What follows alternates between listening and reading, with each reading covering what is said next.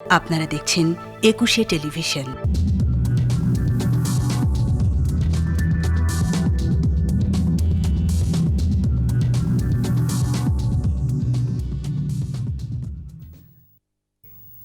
সম্মানিত দর্শক, একুশে টেলিভিশনের নিয়মিত আয়োজন ইভ্যালি 21 রাতে আপনাদের সবাইকে স্বাগত জানাচ্ছি এবং আজ আপনাদের সাথে থাকছে আমি ফেরদৌসী আহমেদ। দর্শক, 9 ডিসেম্বর বেগম রোকেয়া দিবস। প্রতি বছরের মতো এ বছরও সারাদিনব্যাপী এই দিবসটি পালিত হয়েছে। যদিও প্রতি বছর 3 দিনব্যাপী পালিত হয়, এবার এই মহামারীর সময়ে সেটা সীমিত আকারে পালিত হয়েছে। সেই সাথে আজকে আমরা যখন ইভ্যালি 21 রাতে কথা বলছি তখন 10 ডিসেম্বর। এই 10 ডিসেম্বর বিশ্ব মানবাধিকার দিবস এবং 25 নভেম্বর আন্তর্জাতিক নারী নির্যাতন প্রতিরোধ দিবস থেকে শুরু করে এই 10 ডিসেম্বর পর্যন্ত পালিত হবে আন্তর্জাতিক নারী নির্যাতন প্রতিরোধ পক্ষ। সেই প্রতিরোধে আসলে নারী নির্যাতন আমরা কতটা ঠেকাতে সক্ষম হয়েছি, নারীর ক্ষমতায়ন কতটুকু করতে পেরেছি, সেটি হয়তো অনেকটা অগ্রগতি হয়েছে, আমাদের নারী জাগরণ হয়েছে, কিন্তু তার পাশাপাশি নারী মুক্তি সত্যিকার অর্থেই অর্জিত হয়েছে কিনা, কিংবা মানবাধিকার দিবসে দাঁড়িয়ে ভাবতে হচ্ছে মানুষ হিসেবে নারী সেই মানবাধিকার পাচ্ছি কিনা। এই প্রশ্নটি অনেক পুরাতন হলেও নানা ঘটনার মধ্য দিয়ে প্রতি মুহূর্তেই নতুন করে আবার আমাদের সামনে ধরা দিচ্ছে।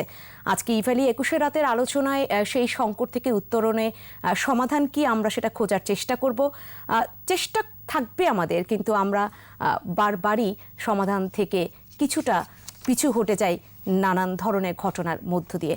দর্শক, আমাদের আজকের যে আলোচনা সেটি আমরা বেগম রোকেয়া দিবস, নারীর ক্ষমতায়ন, এই শিরোনামে আলোচনাটা বেগবান করতে চাই এবং এই আলোচনা আপনারা একই সাথে দেখতে পাবেন আমাদের ফেসবুক পেজ www.facebook.com/2124 অনলাইনে।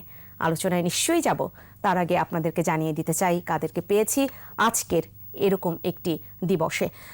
রয়েছেন স্টুডিওতে ডক্টর সুচিতা শর্মিন, অধ্যাপক ডেভেলপমেন্ট স্টাডিজ বিভাগ, ঢাকা বিশ্ববিদ্যালয়, এবং আমাদের সাথে আরও যুক্ত রয়েছেন সীমা মুসলিম, যুগ্ম সাধারণ সম্পাদক, বাংলাদেশ মহিলা পরিষদ, এবং আমাদের সাথে যুক্ত হবেন, আশা করি আমরা তাকেও যুক্ত করে নিতে পারবো, নাসিমুন আরা হক মিনু, সভাপতি বাংলাদেশ নারী সাংবাদিক কেন্দ্র।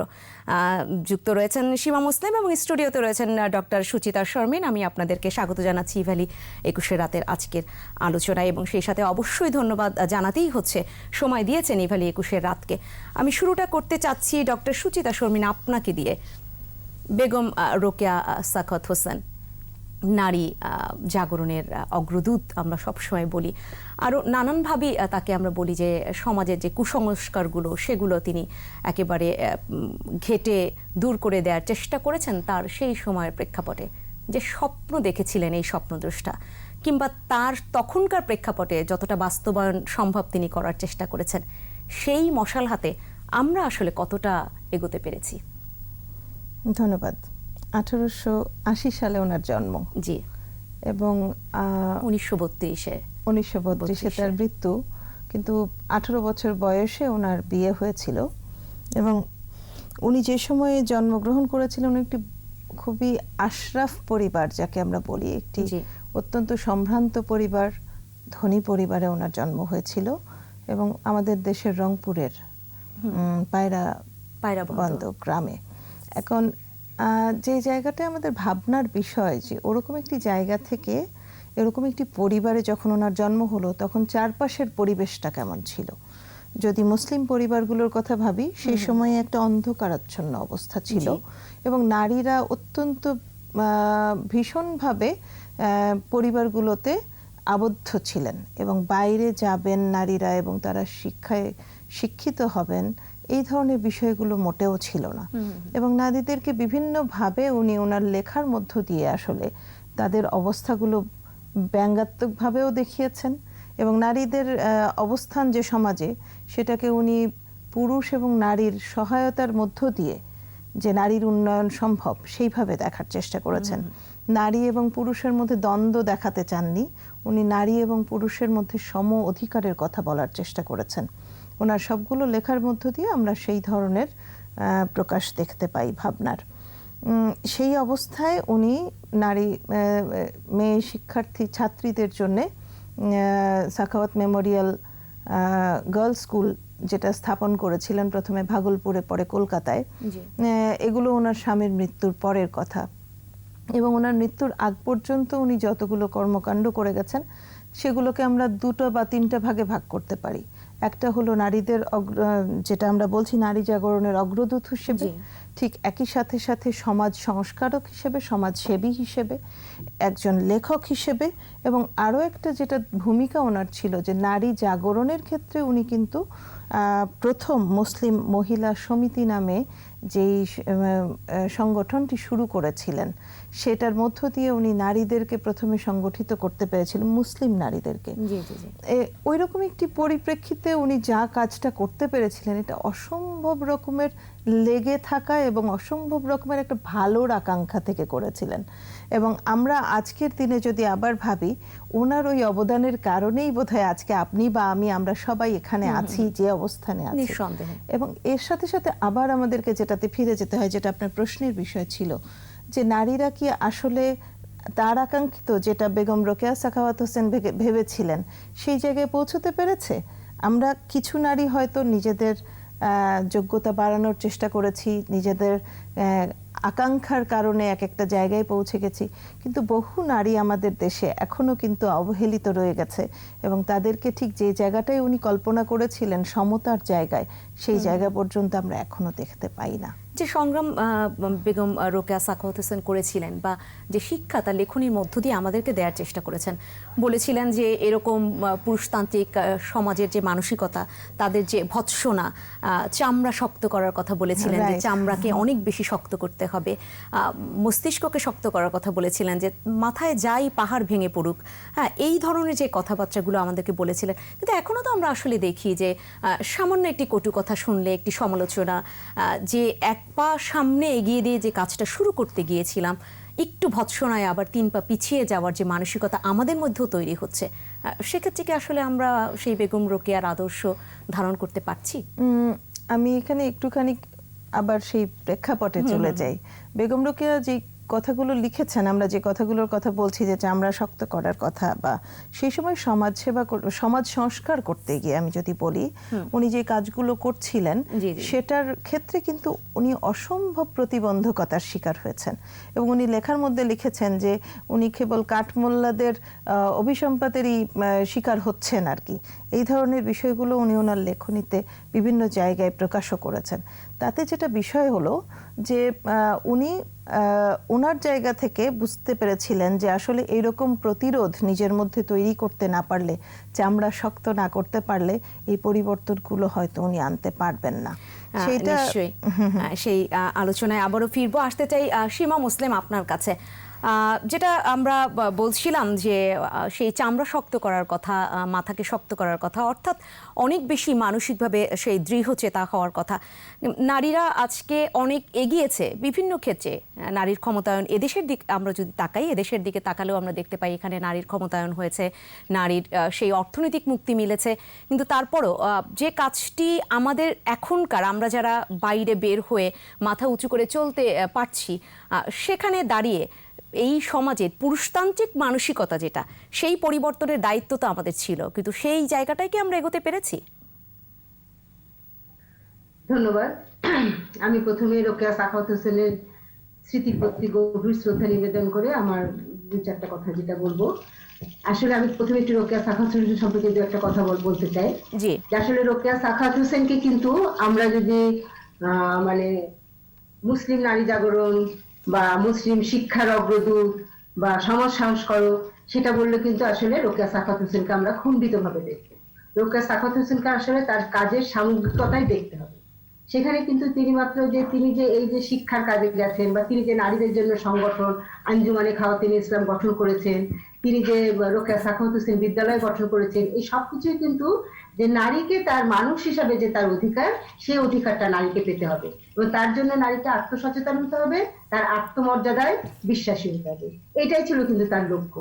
এবং তিনি কিন্তু মানে তার সমসাময়িককালে অনেকে হয়তো নারীর উন্নয়ন, নারীর শিক্ষা ইত্যাদি কথা বলেছেন, কিন্তু রোকেয়ায় প্রথম কিন্তু নারীকে মানুষ হিসাবে, যে নারী যে মানুষ, এই কথাটা তিনি বলেছেন কিন্তু, যে তোমরা সমস্যারে বলো আমরা মানুষ, আমরা জড় আসবাব নই বা আমরা গহনা নই।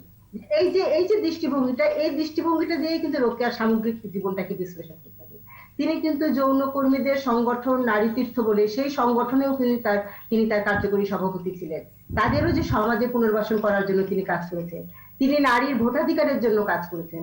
অর্থাৎ সামগ্রিকভাবে যে নারীর মুক্তি, নারীর মর্যাদা, মানুষ হিসাবে নারীর অধিকার, সেই কাজটা করেছেন। কিন্তু সুতরাং রোকেয়াকে আমরা যখন আলোচনা করব তখন তাকে সামগ্রিকভাবে আলোচনা করতে হবে। কোনো একটা ক্ষেত্র দিয়ে যদি আমরা আলোচনা করি তাহলে আসলে তাকে তার খণ্ডিত রূপটাই আমরা দেখতে পাবো। নিশ্চয়ই।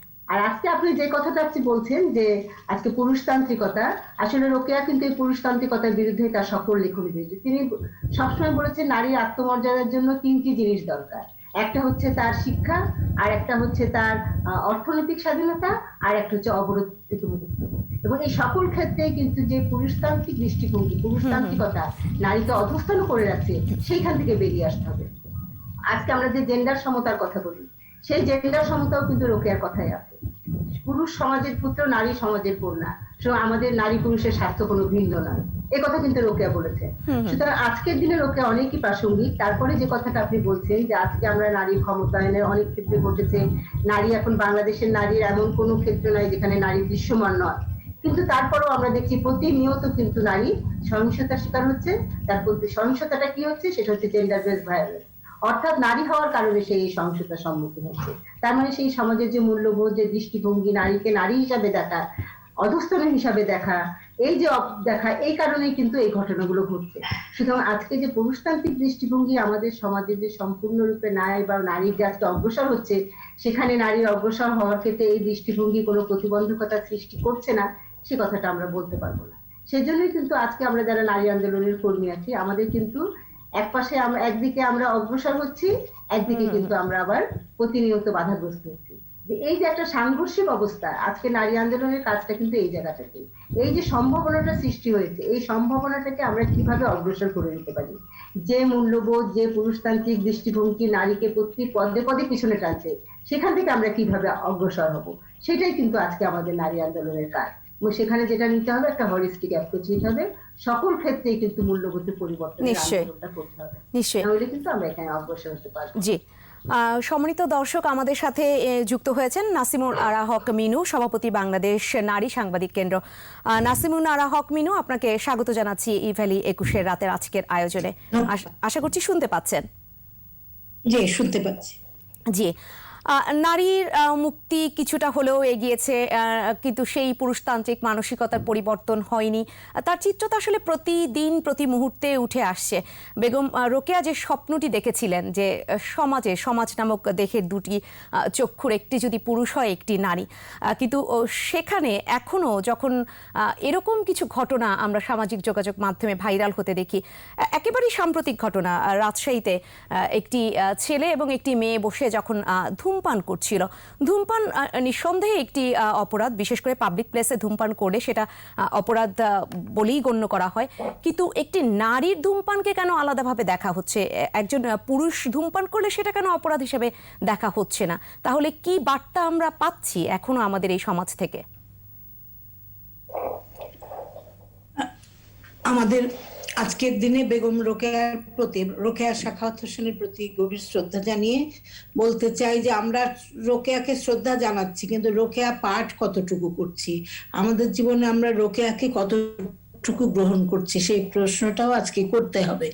আমরা অনেক ক্ষেত্রে এগিয়ে গেছি, এটা সত্য, কিন্তু কত পার্সেন্ট নারী এগিয়ে গেছে সেটাও আমাদের একটু ভাবতে হবে, সেই বিষয়টাও মূল্যায়ন করা দরকার, অ্যাসেস করা দরকার। আরেকটা হলো যে এই যে আমরা এত দূর এগিয়ে গেলাম রোকেয়ার পথ ধরে, এখন কেন নারীরা এত বাধার সম্মুখীন হচ্ছে? এখন একটা ধূমপান তো স্বাস্থ্যের জন্য ক্ষতিকর, এটা আমরা সবাই জানি, কিন্তু একটি পুরুষ ধূমপান করতে পারবে আর নারী ধূমপান করতে পারবে না, সেটা মহা অপরাধ হয়ে যাবে। এটা তো অত্যন্ত কোনো মতেই গ্রহণযোগ্য না, অত্যন্ত নিন্দনীয় একটা পরিস্থিতি যে কেন এরকম একটা মানসিকতা কাজ করছে। আমি যেটা বলতে চাই, রোকেয়ার পথ ধরে আমরা এগিয়েছি, আজকে অনেক লক্ষ লক্ষ নারীরা শিক্ষা গ্রহণ করছে, বিভিন্ন পেশায় আজকে নারীরা কিন্তু সাফল্যের স্বাক্ষর রাখছে। কিন্তু আমরা দেখছি যে নারীরা যত এগিয়ে আসছে, সমাজ কিন্তু এগিয়ে আসছে না, সমাজটা এগোচ্ছে না। সমাজে ওই পশ্চাৎপদ মানসিকতাটা রয়ে যাচ্ছে যে নারী কি পোশাক পরবে, নারী ধূমপান করবে কি করবে না, নারী কিভাবে হাঁটবে, কোথায় যাবে, সব কিছু নিয়ন্ত্রণ করছে পুরুষ। জি। পুরুষ মানে বাড়ির পুরুষ না, রাস্তার যে কোনো পুরুষ ভাবছে এই মেয়েটাকে শায়েস্তা করতে হবে, এই মেয়েটা ধূমপান করছে কাজে সে খারাপ। এই মানসিকতাটা কেন থাকবে? সেই জায়গাটা কিন্তু আমরা অগ্রসর হতে পারছি না। তো সেই সমাজকে তৈরি করার জন্য আমাদের কাজ করতে হবে। নারী কিন্তু এগিয়ে যাচ্ছে, কিন্তু সমাজ অগ্রসর হচ্ছে না। এই সমাজের যে অন্ধকার একটা অবস্থা, পশ্চাৎপদ একটা মানসিকতা, এখান থেকে কিন্তু আমরা এগিয়ে মানে উত্তরণ ঘটাতে পারছি না।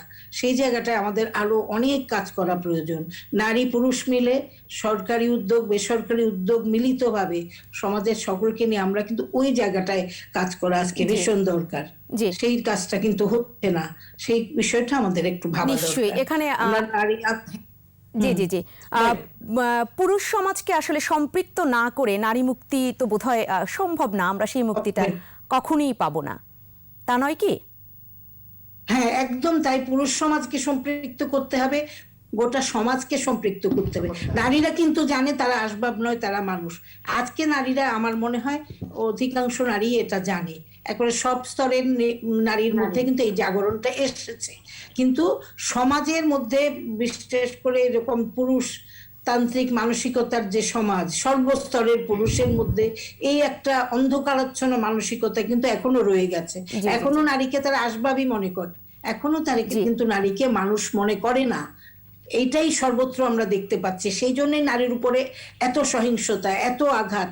এবং কখনো আরেকটা কারণ হতে পারে, নারীরা যে এগিয়ে যাচ্ছে সেই জন্য একটা প্রত্যাঘাত আসছে, হ্যাঁ, কাউন্টার অ্যাটাক আসছে, সেটাও একটা কারণ। এটা গ্রহণ করতে পারছে না ওই পুরুষতান্ত্রিক সমাজে। নারীরা কেন এগিয়ে যাবে? সেই জন্য কিন্তু নারী কেন সিগারেট খাবে, নারী কেন ওই যে এখন আমরা আবার দেখছি, দেখেন হিজাব বোরখা এগুলো বেড়ে গেছে। রোকেয়া যে অবরোধের বিরুদ্ধে এত লেখা লিখেছেন, এত সাহসী বিপ্লবী একজন মানুষ, তিনি সেই সময় সমাজ পরিবর্তনের জন্য এত দৃঢ় একটা ভূমিকা নিয়েছেন, সাহসী ভূমিকা অর্থাৎ নিয়েছেন। সেই অগ্রযাত্রায় আবারও প্রতিবন্ধকতা সৃষ্টির আমাদের একটি সমাজের চেষ্টা। অনেক পুরুষ অনেক পিছিয়ে যাচ্ছে। এই যে পিছিয়ে যাওয়া, এটা কিন্তু আমাদের ঠেকাতে হবে। সেইখানে আমাদের আলো ফেলা দরকার, নজর দেওয়া দরকার, এটাই বলতে চাই। নিশ্চয়ই আসবো ডক্টর সুচিতা শর্মিন আপনার কাছে। পুরুষের চোখ দিয়ে পুরুষ যখন মনে করে নারী ভাবছে না সে অলংকার, সে আসবাব, এটা নারীরা ভাবছে না, কিন্তু পুরুষ তার চোখ দিয়ে যখন দেখছে সে তাকে অলংকারই মনে করছে, আসবাবই মনে করছে। বিশ্ববিদ্যালয়ের একজন অধ্যাপক হিসাবে আপনার শিক্ষার্থীদের মাঝখানে, এখানে যে ছেলে শিক্ষার্থীরা রয়েছে, তাদের সেই দৃষ্টিভঙ্গির পরিবর্তন কতটা আপনারা ঘটাতে পারছেন? আমাদের যে সমাজে আমরা বাস করছি সেখানকার যে প্রথা, সেখানকার যে মূল্যবোধ, বিশ্বাস এবং যে সংস্কৃতিগতভাবে আমরা নারীর যে রূপটাকে দেখি সব সময়, সেটা কিন্তু শুধু পুরুষদের চোখে না, নারীরা নারীদের চোখেও বটে। সবাই আমরা নারীকে, ইভেন একজন নারী নিজেকে কিভাবে দেখে সেটার উপরে কিন্তু অনেকখানি নির্ভর করে বিষয়গুলো। আমরা যদি সামাজিক প্রেক্ষিতে বিবেচনা করি, অবশ্যই আমাদের সমাজে এই পরিবর্তনগুলো প্রয়োজন। নারীকে আমরা কিভাবে দেখব এবং নারী নিজেকে কিভাবে দেখবে, অন্য নারী তাকে কিভাবে দেখবে। ঠিক একই সাথে পুরুষের যে ভাবনা, পুরুষের মতো সারা জীবন, সারা পৃথিবী সৃষ্টির শুরু থেকে পুরুষদের ভাবনার একটা ধরন আছে, নারীদের ভাবনার আরেকটি ধরন আছে। বেগম রোকেয়ার লেখায় আমরা দেখেছি যে উনি বলেছেন যে নারীরা নারীদেরকে কিভাবে নিজেদেরকে মূল্যায়ন করে, কিভাবে তারা পুরুষের উপর নির্ভরশীল হতে থাকে, কারণ তাদের অনেক ধরনের সুযোগের সম্ভাবনাগুলো তাদের কাছ থেকে সরে যাচ্ছে, কারণ যে সমাজের মধ্যে তারা থাকছে সেখানে সেই অপরচুনিটিগুলো তারা পাচ্ছে না। ঠিক একই রকমভাবে একজন নারী যদি নিজেকে সাহসী করে তুলতে না পারে, শুধু শিক্ষাগত যোগ্যতা থাকলেই কিন্তু একজন সাহসী নারী হয়ে যাওয়া যায় না, একজন প্রতিবাদী নারী হয়ে যাওয়া যায় না, একটি আন্দোলনের যোগ দেওয়া যায় না। একজন নারীর নিজের যে পরিবর্তন সেটা একেবারে ভেতর থেকেই হতে হবে।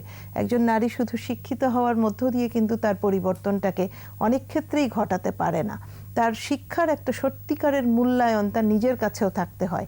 একজন মানুষ হিসেবে যে নারী, সে নিজেকে যদি একজন মানুষ হিসেবে ভাবতে পারে, একজন সম অধিকারের মানুষ হিসেবে ভাবতে পারে, তখন সে সেগুলো দাবি করতে পারে, সেগুলোর জন্য কাজ করতে পারে। বেগম রোকেয়া প্রত্যেকটা পর্যায়ে কিন্তু কাজের উপরে অনেক বেশি জোর দিয়েছেন ভাবনার চেয়ে। উনি ভাবনায় অনেক কিছু ভেবেছেন বটে, ওনার লেখনীর ভেতর দিয়েও কিন্তু আমরা দেখেছি ওনার ভাবনার একটা প্রকাশ রয়েছে, কিন্তু একই সাথে একথাও ঠিক ওনার ভাবনাগুলো অত্যন্ত যৌক্তিক ছিল এবং সমাজ পরিবর্তনের জন্য ছিল। এবং নারীদের অবস্থান, নারীরা যদি নিজের মনের ভিতরে নিজের অবস্থানকে পরিবর্তন করতে না পারে, সেই জায়গাটায় উনি যেমন জোর দিয়েছেন, তেমনি পুরুষের ভাবনারও পরিবর্তনের প্রয়োজন। পুরুষ যদি নারীকে বিচ্ছিন্নভাবে দেখে, আপনি যে কথা বলছিলেন যে নারী ও পুরুষ একটি দেহের দুটি চোখ, ঠিক এরকম ভাবে উনি বাবা মায়ের উদাহরণ দিয়ে একটি শিশুর কথাই বলেছেন যে বাবা যেমন প্রয়োজন, মাও ঠিক একই রকম প্রয়োজন। এবং এই কথাও উনি বলেছেন যে একটি চোখ যদি নষ্ট হয়ে যায় তাকেও আমরা কানা বলি, তার অন্ধ বলি। তার অর্থ হলো এরকম যে আসলে নারীর অবস্থান নারীকে বুঝতে হবে, পুরুষকেও বুঝতে হবে যে একটি সমাজে শুধুমাত্র পুরুষ বিচরণ করে না। সাখাওয়াত হোসেন যে সময়টাতে ছিলেন, সেই সময়টাতে তো আসলে সহশিক্ষা ছিল না, নারীরা শিক্ষাই পেছনে ছিল। তারপরে সেই শিক্ষা একেবারেই ছিল না, সেই শিক্ষার প্রসারে তিনি কাজ করেছেন। আর সহশিক্ষা তো তখন কল্পনাই করা যেত না। এখনকার প্রেক্ষাপটে সহশিক্ষা যখন রয়েছে, তখন সেই পারস্পরিক বোঝাপড়া কতটা তৈরি হচ্ছে? অধিকাংশ ক্ষেত্রে খুব বেশি হচ্ছে। সত্যিকার অর্থে আমরা যদি একেবারে প্রাইমারি স্কুল থেকে দেখি, এই যে সহশিক্ষার কারণে কিন্তু একটি নারীকে আলাদাভাবে ভিন্নভাবে দেখার যে দৃষ্টিটা, সেটা অধিকাংশ ছাত্রছাত্রীর ভেতরেই তৈরি হয়ে যায় যে না, আমরা সবাই সহপাঠী, একই সাথে পড়াশোনা করছি। বিশ্ববিদ্যালয়েও আমরা দেখি যে পারস্পরিক সম্পর্কের জায়গায়, সম্মানের জায়গায়, সেই জায়গাটা কিন্তু সহশিক্ষার কারণে অনেক বেশি তৈরি হয়। সহশিক্ষা বোধহয় এক্ষেত্রে একটি উত্তরণের পথ মনে করি। আমাকে এই মুহূর্তে বিরতি নিতেই হবে। সম্মানিত দর্শক, ইভালি 21 রাতে সময় হয়েছে একটা ছোট্ট বিরতির, নিশ্চয়ই আমাদের সাথে থাকবেন।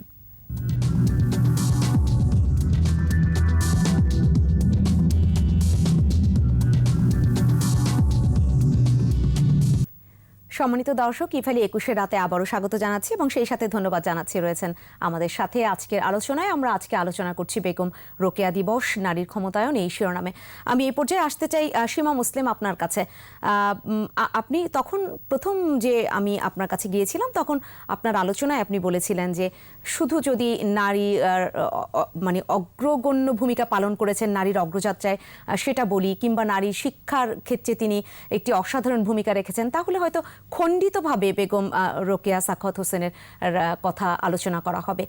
সেজন্য আমি এবার আসতে চাই, বেগম রোকেয়া সাখাওয়াত হোসেন মানব সেবায় যে নিজেকে নিয়োজিত করেছেন বা মানুষের জন্য তার প্রাণ যে কেঁদেছে, সেরকম একটি উদাহরণ যদি এখানে তুলে ধরতে চাই।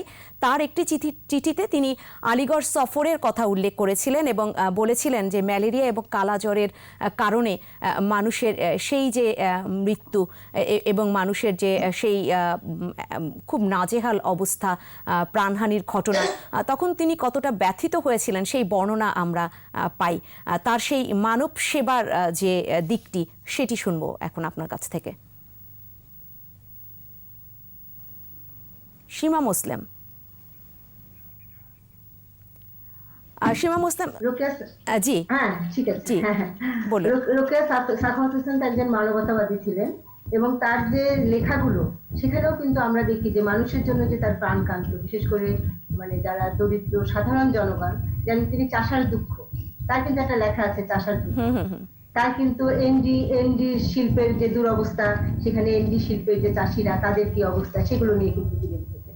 আসলে তিনি নিম্নবর্গ মানুষদের জন্য তার প্রাণ কিন্তু সবসময় কাঁদত, কারণ তিনি নিজে যেহেতু একজন পশ্চাৎপদ নিম্ন বর্গীয় মানুষেরই একজন অংশ ছিলেন এবং নিজে তিনি দেখেছেন যে তাদের যে দুর্দশা, তাদের যে সাফারিংটা, কিভাবে তারা সমাজের কাছে অবহেলিত, নিষ্পেষিত, কিভাবে তাদের দুর্দশাগ্রস্ত অবস্থা।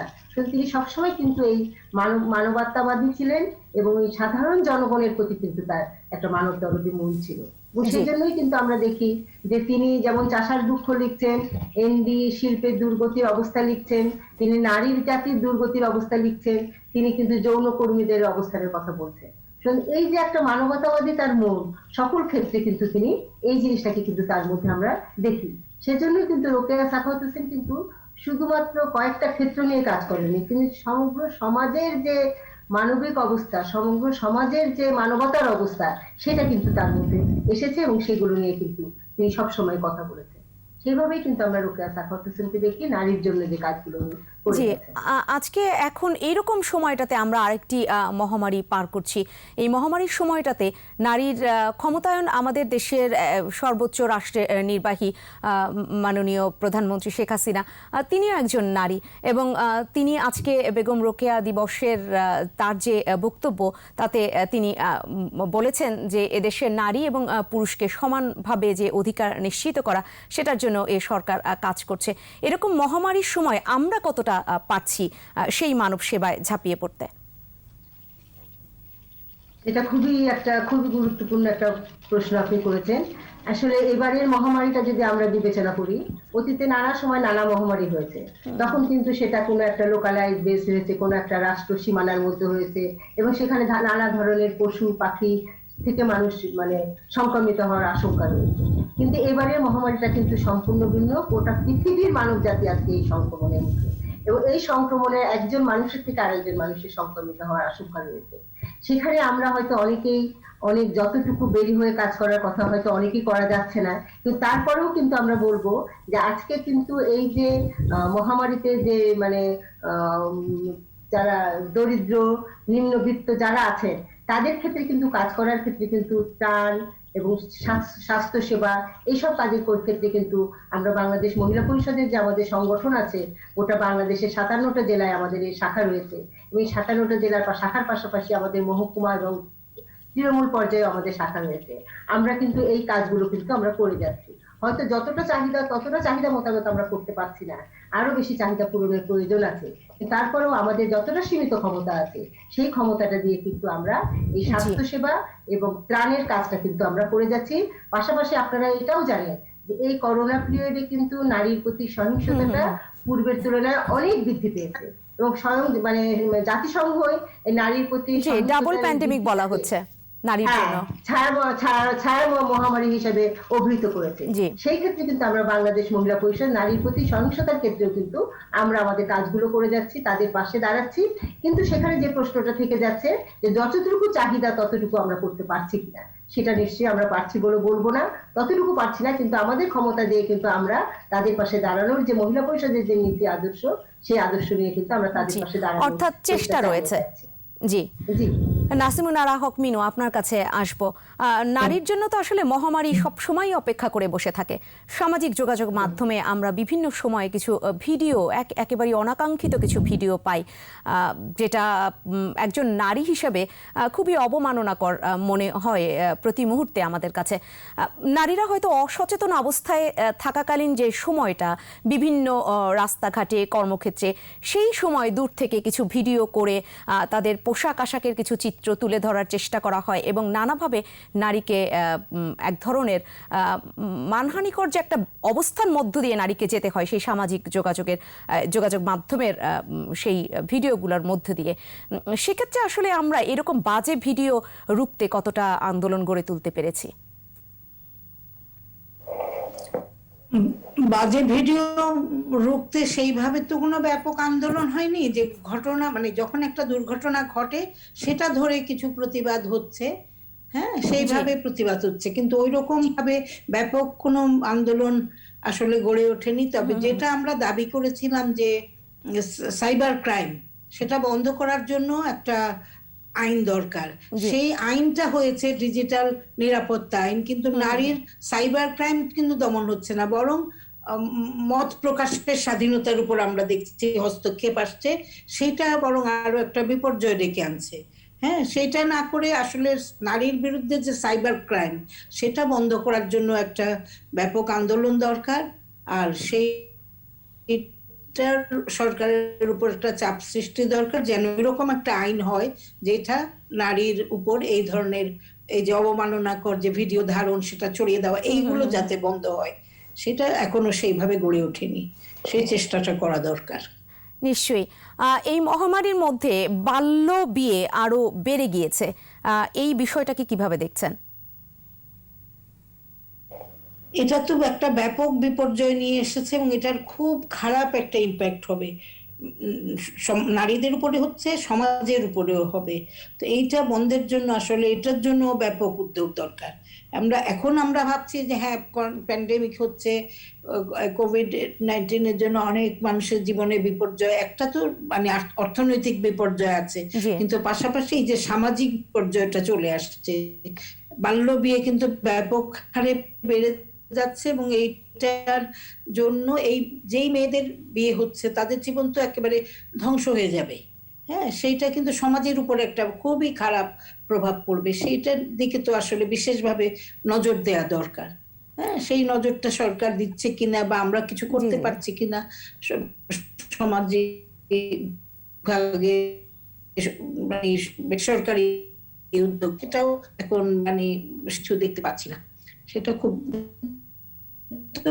বাল্য বিয়েটা আমাদের দেশে বেশি, সেটা নিয়ে তো আমরা অনেক দাবি জানিয়েছি, অনেক আন্দোলন করেছি, কিন্তু তারপরেও তো বাল্য বিয়ের নতুন আইন হয়েছে, এখন আবার এই সামাজিক অবস্থায় এটা কিন্তু আরো বেড়ে যাচ্ছে। এটা খুবই উদ্বেগের ব্যাপার। জি। এটি আমিও একমত এই ব্যাপারে। ডক্টর সুচিতা শর্মিন, আপনার কাছে আসতে চাই। বাল্য বিয়ের কথার পরে আমি যে বিষয়টা এখন আপনার কাছে জানতে চাইব সেটা হচ্ছে যে কন্যা শিশুর বিদ্যালয়ে উপস্থিতি প্রাথমিক পর্যায়ে যেটা শতভাগ নিশ্চিত করা সম্ভব হয়েছিল, কিন্তু সেখানেও আবার সেই মহামারীর কারণে সেই নিশ্চয়তা থেকে আমরা অনেকখানি সরে যাচ্ছি এবং কন্যা শিশু ঝরে গেছে অনেক এবং আগামী বছর যাবে, কারণ নিম্ন আয়ের মানুষেরা যখন দেখতে পাচ্ছে যে তার আয় সীমিত পর্যায়ে চলে গেছে কিংবা তার আয় একেবারেই কমে গেছে, তখন সে কিন্তু তার কন্যা শিশুকে আর স্কুলে পাঠাতে আগ্রহী হচ্ছে না। সেই ক্ষেত্রে এই কন্যা শিশুর শতভাগ নিশ্চিতের জায়গা থেকে যে সরে আসাটা, এখানে আসলে কতটা দুঃস্বপ্ন আমাদের জন্য অপেক্ষা করছে বলে আপনি মনে করছেন? ধন্যবাদ। এই বিষয়টা খুব গুরুত্বপূর্ণ এই কারণে যে আমরা এখন এসডিজি গুলো অ্যাচিভ করার জন্য চেষ্টা করে যাচ্ছি এবং প্রত্যেকটা দেশের সরকার সেগুলোর জন্য চেষ্টা করছেন। এই করোনার ফলে যেটা হয়েছে, এসডিজির ফাইন্যান্সিং এও একটা গ্যাপ তৈরি হয়েছে।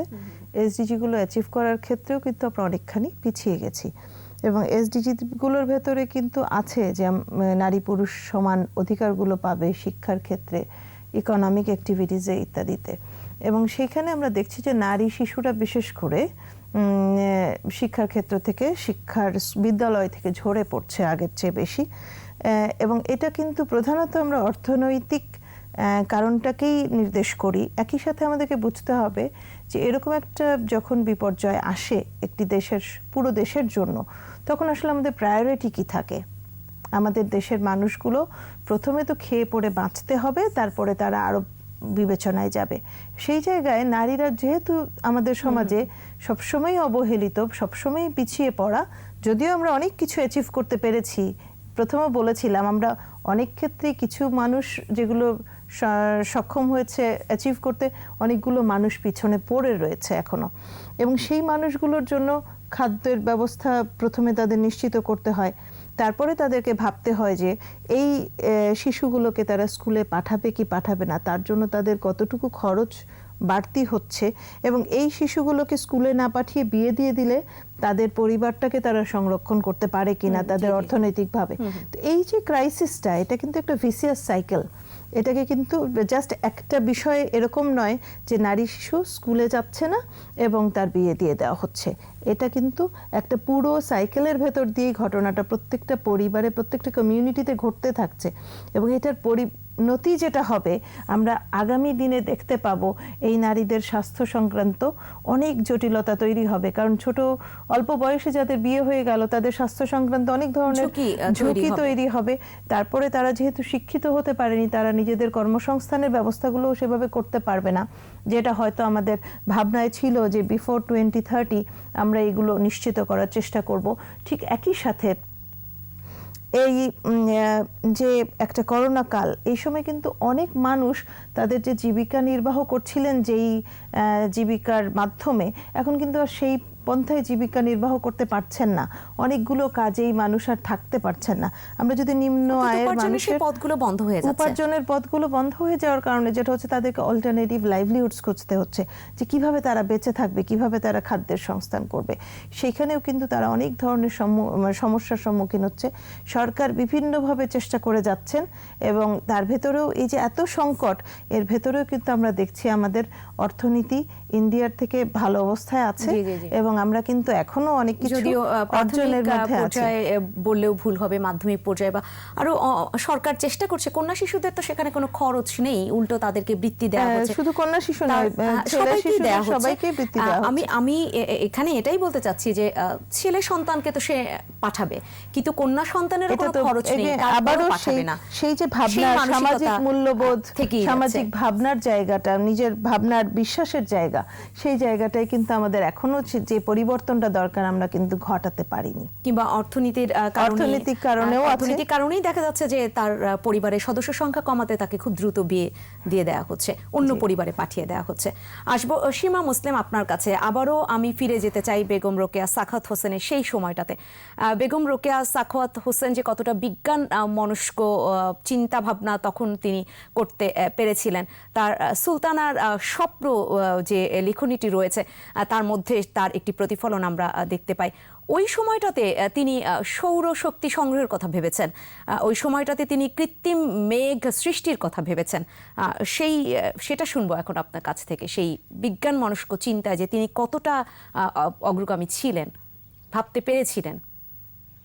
সেটাই, মানে রোকেয়া সাখাওয়াত হোসেনকে যত চর্চা করা হবে, যত তাকে মানে কি বলবো পাঠ করা হবে, যেটা আমাদের নাসিমুল্লাহ হক শুরুতেই বললেন, যত পাঠ করা হবে, যত চর্চা করা হবে, তত কিন্তু আমাদেরকে বিস্ময়ে বিস্মিত হতে হবে যে সেই বয়সে উনি যখন 1905 সালে সুলতানার স্বপ্ন লিখলেন, তখন কিন্তু ওনার বয়স বোধহয় 24 বা 23 এই ধরনের বয়স। তার খুব বেশি বয়সও না কিন্তু তার।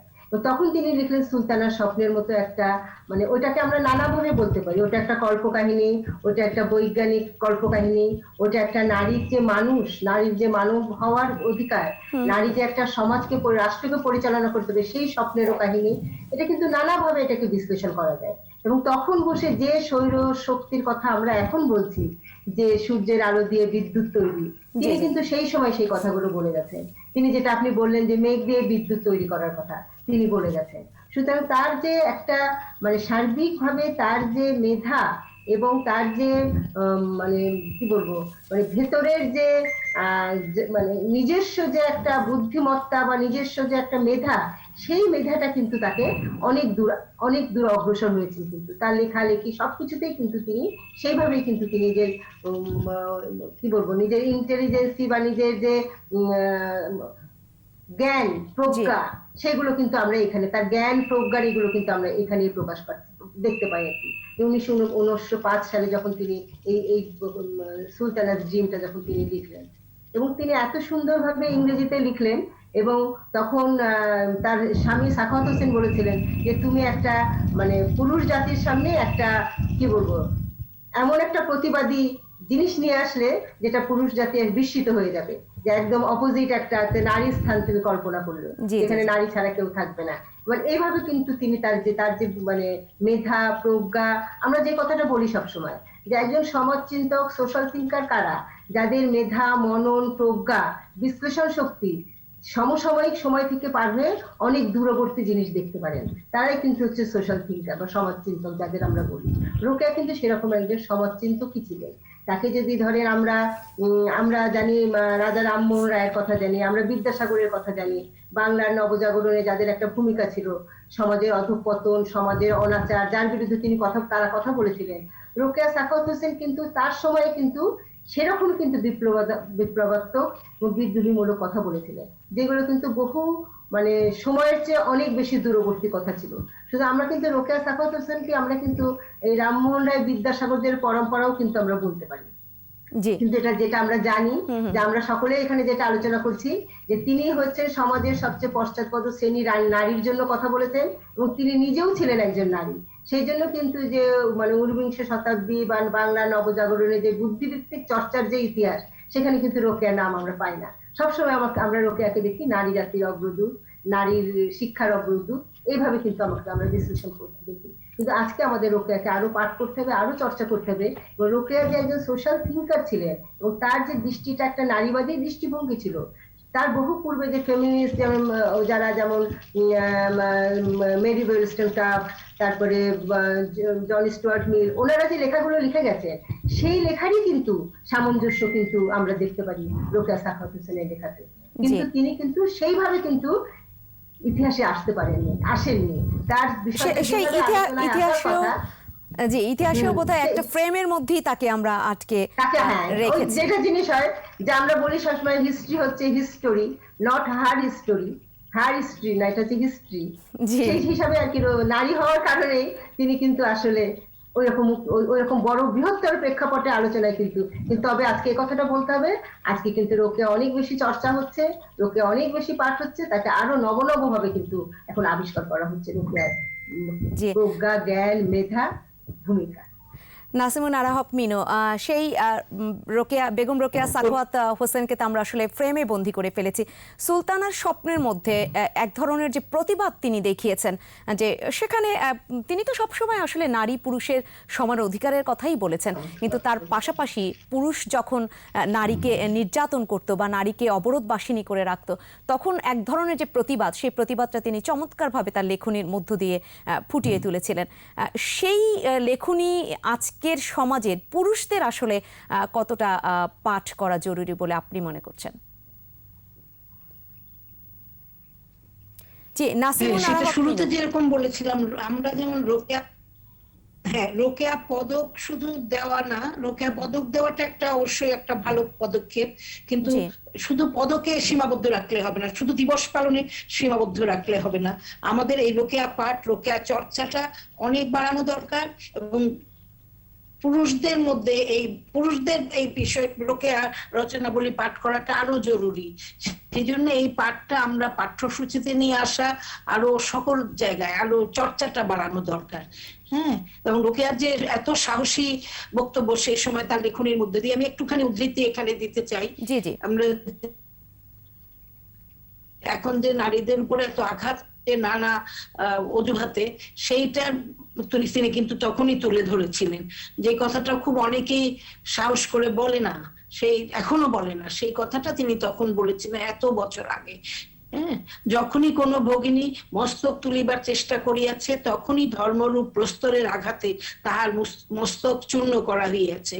এবং সেই জিনিসটা কিন্তু রোকেয়া বলেছিলেন, এবং এখনো আমরা দেখতে পাচ্ছি যে নারীদেরকে অবরোধবাসিনী করার আবার নতুন করে চেষ্টা হচ্ছে, নারী শিক্ষার বিরুদ্ধে আবার একটা ষড়যন্ত্র হচ্ছে, এবং এই যে সেখানেও কিন্তু এই ধর্মটাকে অজুহাত হিসেবে ব্যবহার করে কিন্তু এই কথাগুলো বলা হচ্ছে। সেখানে আমাদের এখন বিশেষভাবে আমাদের প্রতিরোধ গড়ে তোলা দরকার, এবং রোকেয়া চর্চাটা পুরুষের মধ্যে যত বেশি আমরা নিয়ে আসবো, তখন কিন্তু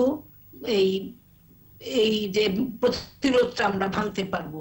আমরা যদি পুরুষকে সাথে না পাই, তাহলে কিন্তু নারী আন্দোলন এগিয়ে যাবে না। আর নারীদেরকে আমরা যদি সমান অধিকার না দেই, সমাজে নারী পুরুষের সমান অধিকার প্রতিষ্ঠা না করি, পুরুষই কিন্তু বেশি ক্ষতিগ্রস্ত হচ্ছে। সেটা যদি পুরুষ না বুঝতে পারে, তাহলে সমাজও এগোবে না, পুরুষও এগিয়ে যাবে, জাতি যেতে পারবে না। এই বোধটা আমাদের আনতে হবে, সমাজের মধ্যে আনতে হবে, ততদিন আমরা এই জি নাসিমুন আরা হক মিনু, পাঠ্যপুস্তকে আপনি যে বেগম রোকেয়ার যে বিভিন্ন লেখনী সংযোজনের কথা বললেন, আমরা বিভিন্ন সময় যেটা দেখেছি যে পাঠ্যপুস্তকেও শুধু নারী জাগরণের অগ্রদূত হিসাবে বা নারী শিক্ষার বিস্তারে তার যে ভূমিকা, সেগুলোরই কিছু প্রতিফলন তুলে ধরা হয় বা সেগুলো কিছু পাঠ্যপুস্তকে সংযুক্ত করা হয়, কিন্তু তার যে আরো বিভিন্ন যে লেখনীগুলো রয়েছে বা যার মধ্য দিয়ে বেগম রোকেয়াকে একেবারে খণ্ডিতভাবে না পূর্ণাঙ্গভাবে উপস্থাপন করা যায়, সেরকম কিছু সংযোজনের প্রস্তাবনা আপনাদের পক্ষ থেকে রয়েছে কিনা?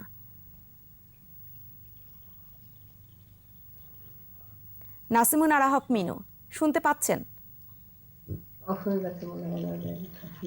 আমরা বোধহয় তার সংযোগটি হারিয়ে ফেলেছি। আমি এই একই প্রশ্ন ডক্টর সুচিতা শর্মিন আপনার কাছে রাখতে চাই, যে সেটা আপনি আসলে কতটা মনে করছেন যে তার সেই পূর্ণাঙ্গ যে চিত্র উঠে আসা তার লেখনীর মধ্য দিয়ে, তার একেবারে তিনি যেমনটা ছিলেন সেই পরিচয়ে আমরা যদি মানে পরিচিতি ঘটিয়ে দিতে চাই বর্তমান শিক্ষার্থীদের মধ্যে পাঠ্যপুস্তকে, সেগুলো সংযুক্ত করাটা কতটা জরুরি বলে মনে করছেন? অবশ্য খুব জরুরি, কারণ এটা শুধু নারীদের জন্য নয়, এটা পুরো সমাজের জন্য। এবং যে কথাটা বারবার আসছে, আসলে আমরা সমাজের একটা পরিবর্তন দরকার। সমাজটা সারাক্ষণই পরিবর্তিত হচ্ছে, সেই পরিবর্তনটা কি আমাদেরকে অগ্রসর করছে নাকি আমাদেরকে পশ্চাৎপদ করছে? বিভিন্ন ঘটনায় মাঝে মধ্যে আমরা বুঝতে পারি যে আমরা যেন যেটুকু অর্জন ছিল সেটার থেকে আবার পিছিয়ে পড়লাম। এই ঘটনাগুলোই আমাদেরকে সেক্ষেত্রে অনেক বেশি পিছিয়ে নিয়ে যায়। এবং বেগম রোকেয়ার যে Sakhawat Memorial school, girls school উনি প্রতিষ্ঠা করেছিলেন, সেখানে কিন্তু নারী শিক্ষার্থীদেরকে উনি কিন্তু শুধু পাঠ্যপুস্তকের পড়ালেখায় আবদ্ধ রাখেননি। উনি ওখানে অনেক দক্ষতা অর্জনের জন্য শিক্ষার ব্যবস্থা করেছিলেন, ব্যবহারিক শিক্ষার ব্যবস্থা করেছিলেন। এই যে শিক্ষার ধরনটা এখনো কিন্তু কলকাতাতে সাখাওয়াত মেমোরিয়াল গার্লস স্কুল একটি সরকারি স্কুল হিসেবেও অত্যন্ত সুপ্রতিষ্ঠিত এবং খুব ভালো স্কুল হিসেবে পরিচিত। এই জায়গাটা আমি বলছি যে আমাদের শিক্ষার ক্ষেত্রে, আপনি যে প্রশ্নটা, আমাদের শিক্ষার ক্ষেত্রেও কেন আমরা ছাত্রছাত্রীদেরকে সেই ধরনের দক্ষতাগুলো, সেই ধরনের মানসিকতা, মননগুলো বিকাশের সহায়ক জ্ঞান দেই না? জি, অসংখ্য ধন্যবাদ। আসলে সীমা মুসলিম, আপনার কাছে একেবারেই শেষ পর্যায়ে রয়েছি। নারী স্থানের যে বর্ণনাটা রয়েছে সেখানে ধর্ম বলতে বোঝানো হয়েছে যে প্রেম এবং সত্য, এটা কি ধর্ম মনে করা হয়েছে, যেটা বেগম রোকেয়া সাখাওয়াত হোসেন মনে করতেন? আমরা কতটা ভাবতে পারছি সেটা? জি, এক মিনিটে একটু যদি বলেন। আমাদের মতো তো ধর্ম মানে হচ্ছে সম্প্রীতি, প্রেম, শ্রদ্ধা, ভালোবাসা, অন্যকে সম্মান করা। সুতরাং ধর্ম মানে হচ্ছে সেটাই।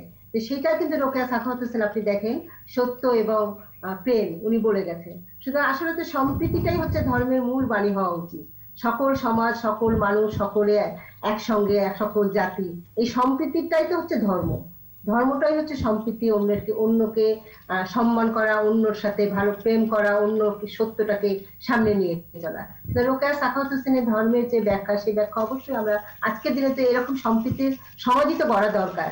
সমাজের মধ্যে যে মানে একে অপরের প্রতি ঘৃণা, একে অপরের প্রতি যে একটা হিংসা, দেশ, এগুলো থেকে বের হওয়ার জন্য আমার এই রোকেয়ার যে বাক্যটা, সেটাই তো আমাদের মেনে নেওয়া দরকার। অহিংস মনোভাব তিনি ধারণ করেছেন এবং সেটি ছড়িয়ে দিতে চেয়েছিলেন। তারই প্রতিফলন তার চিঠিতে আমরা পাই। সাম্প্রদায়িক দাঙ্গার ক্ষেত্রেও তিনি সেই 30 দশকে একই কথা বলেছিলেন, হয়তো শারীরিকভাবে আমি আঘাতপ্রাপ্ত হইনি, কিন্তু আমি মনে বড় ব্যথা পেয়েছে।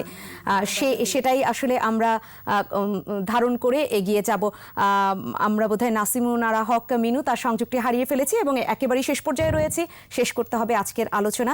ধন্যবাদ ডক্টর সুচিতা শর্মিন আপনাকে, ধন্যবাদ জানাচ্ছি সীমা মুসলিম আপনাকেও আজকের এই আলোচনায় সময় দেবার জন্য। সেই সাথে অসংখ্য ধন্যবাদ সম্মানিত দর্শক আপনাদেরকেও আজকের আলোচনায় ছিলেন এবং বেগম রোকেয়া সাখাওয়াত হোসেনের যে পূর্ণাঙ্গ জীবনীর কিছু অংশ আমরা তুলে ধরবার চেষ্টা করলাম, তার বিভিন্ন আঙ্গিকে, যদিও আরও অনেক বেশি পাঠ বোধহয় দরকার।